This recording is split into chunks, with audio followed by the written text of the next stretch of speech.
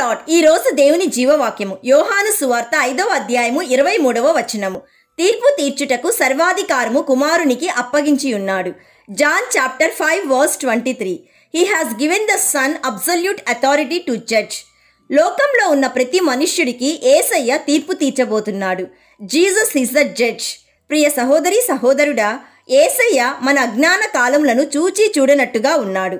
మనుష్యులు తమ చమత్కార కల్పన వలన చేయబడిన బంగారంనైనను వెండినైనను రాతినైనను దేవుడిగా దేవతలుగా పోల్చి వాటిని పూజింపకూడదు.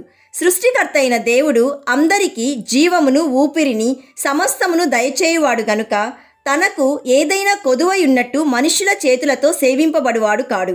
ప్రస్తుతం ఇటువంటి అజ్ఞాన కాలములను యేసయ్య చూచి చూడనట్టుగా ఉన్నాడు. ఇప్పుడైతే అంతటను అందరూ మారు మనస్సు పొందవలెనని మనుష్యులకు ఆజ్ఞాపిస్తున్నాడు. ఎందుకంటే భూమి మీద ఉన్న ప్రతి మనుష్యుడికి తీర్పు తీర్చబోవు ఒక దినము నిర్ణయించి ఉన్నాడు. అంతేకాదు, మృతులు దేవుని కుమారుని శబ్దము వినుగడియ వచ్చుచున్నది.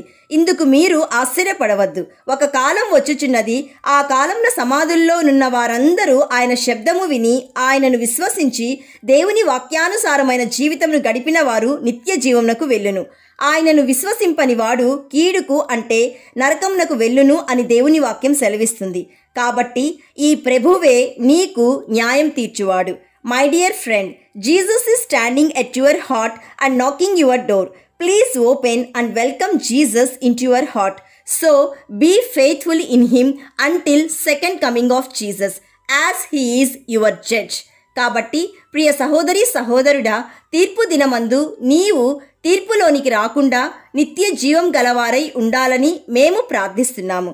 నమ్మిన వారందరూ ప్రార్థనలో ఏకీభవించండి. యేసయ్య, ఈరోజు మాకిచ్చిన జీవవాక్యమును బట్టి నిన్ను స్తుతిస్తున్నాము. తండ్రి, నీవే మాకు న్యాయాధిపతివి, నీవే మాకు ప్రభువు.